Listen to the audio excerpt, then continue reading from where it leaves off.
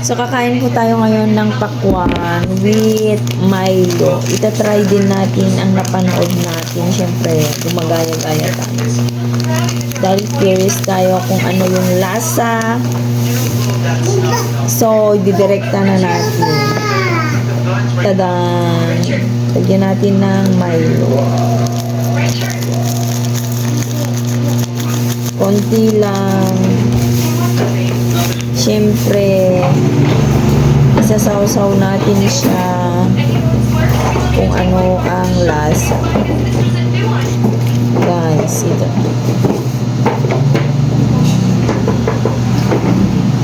Sabi nila masarap daw to. So, titikman natin kung ano ang lasa.